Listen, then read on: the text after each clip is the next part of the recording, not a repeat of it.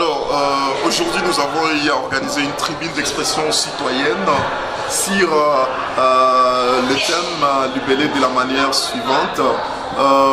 Quel type de candidats doivent être sanctionnés par le vote des électeurs?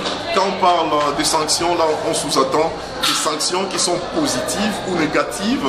Quand on parle de sanctions positives, c'est-à-dire les candidats qui doivent avoir encore la confiance de la population. Quand on parle des sanctions négatives, c'est-à-dire les candidats qui n'affichent pas de très bons comportements et qui, par ricochet, ne peuvent pas avoir bien évidemment la confiance du peuple. L'objectif a été d'inciter les jeunes à pouvoir participer et à pouvoir en tout cas opérer leur choix conséquemment, parce qu'une fois le pouvoir accordé, les retirer devient un peu difficile, d'où il faut faire un choix judicieux. Et voilà ce qu'a été l'objectif de cette activité. Pourquoi avoir choisi à 2 jours de la tenue des élections?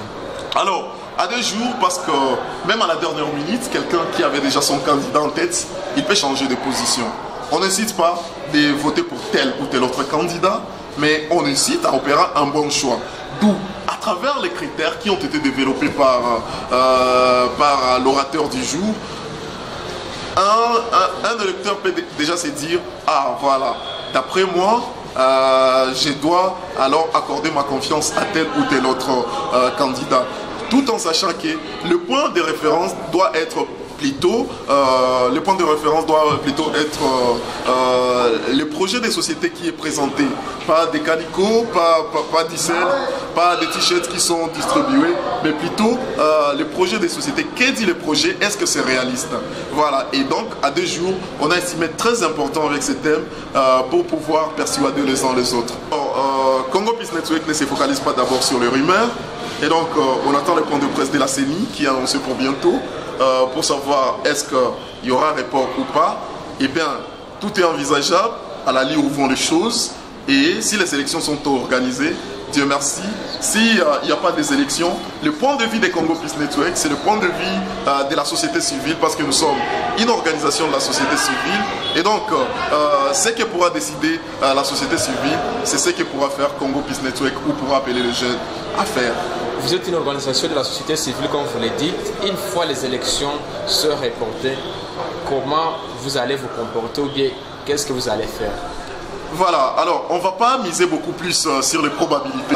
Que pense Congo Peace Network par rapport au report des élections et l'attitude adoptée par Congo Peace Network? Parce qu'avec les thèmes que nous sommes en train d'exploiter ces derniers temps, c'est pour une citoyenneté responsable qui tend vers les élections. En fait, heureusement que vous avez vous-même commencé en parlant des rumeurs. Or, Congo Peace Network ne va pas répondre sur base des rumeurs, mais toutefois, c'est une situation qui peut arriver. On n'en disconvient pas. Et comme vous le savez très bien, très chers amis de la presse, la position de Congo Peace Network a toujours été la position de la société civile. Parce que nous sommes une organisation membre de la société civile. Et donc, c'est cette position que pourra adopter la société civile qui va suivre Congo Peace Network. Merci.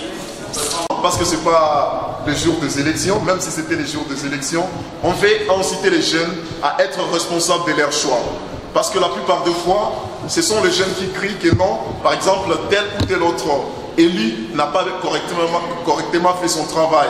Ignorant que c'est à cet élu-là qu'on a accordé les mandats. Qui a accordé le mandat? C'est les jeunes. Alors, à qui la responsabilité? Aux jeunes. D'où une nécessité pour les jeunes de pouvoir savoir comment et pour qui voter.